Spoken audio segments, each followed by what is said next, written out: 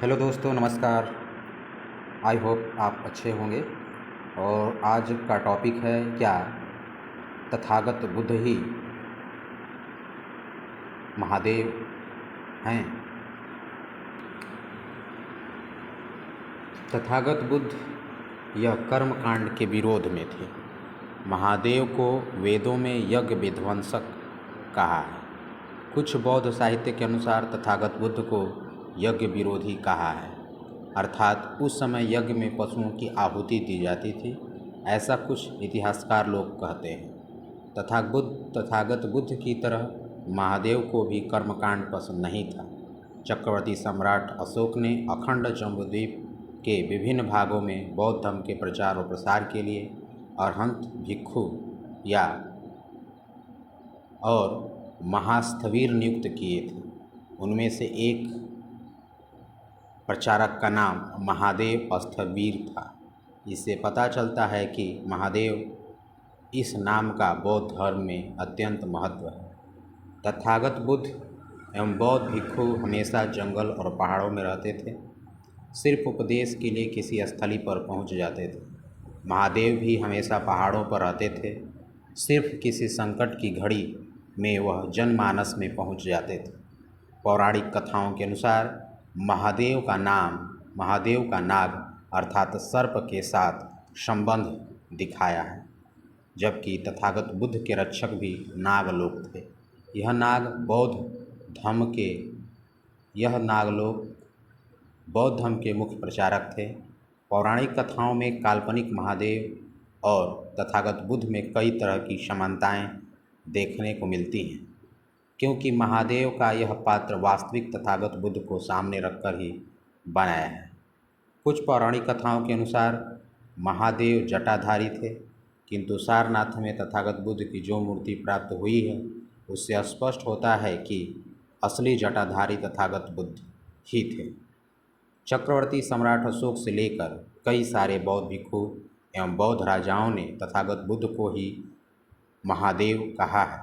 बौद्ध धर्म में जिन्होंने अरहत पद प्राप्त किया है, जो महान भिक्षु हैं, उच्च पद पर पहुंचा हो, ऐसे व्यक्तियों के लिए देव यह उपाधि दी जाती थी। अर्थात देव यह पाली भाषा का शब्द है, जिसका बाद में ब्राह्मणीकरण किया गया और वह काल्पनिक पात्रों के साथ जोड़ दिया गया। चक्रवर्ती सम्राट अशोक ने सर्वप्रथम तथा बुद्ध के लिए देव या देवा यह शब्द लिखा था।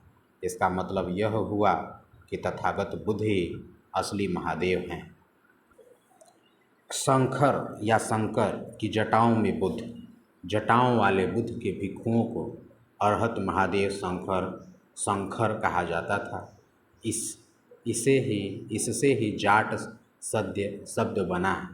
हर शंकर के सिर्फ बुद्ध ही बोलते हैं। हजारों शंकर या शंकर हुए, मुछ वाले, जटा वाले, दाढ़ी वाले, गृहस्थ, एकागी, बैरागी। शंकर बुद्ध के ही प्रचारक थे। आषाढ़ पूर्णिमा के दिन तथागत बुद्ध ने अपने 5 प्रथम वग्गीय भिक्षुओं को प्रथम उपदेश दिया था। उसके बाद श्रावण मास आता है, जो वर्षावास होता था। सभी बौद्ध भिक्षु वर्षावास के दौरान किसी एक विशेष स्थान पर ठहर करके शिक्षा का ग्रहण करते थे, और जो श्रावण के महीने में जो कांवड़ यात्रा जाता है, तो भगवा रंग के वस्त्र पहन करके कांवड़ यात्रा ले जाना प्राचीन काल के तथा बुद्ध के समकालीन सभी बौद्ध भिक्षुओं का वर्षावास के दौरान एक स्थान पर एकत्रित होने का प्रतीक है। अपने गुरुओं के समक्ष अपने ज्ञान का विस्तार करते थे। और वो भी बहुत सारी समानताएं हैं जो ये सिद्ध करती हैं कि तथा बुद्ध को ही देवों के देव महादेव कहा गया है। आज के वीडियो में बस इतना ही। अगर ऐसे ही वीडियो आप चाहते हैं तो मेरे चैनल को सब्सक्राइब करें धन्यवाद।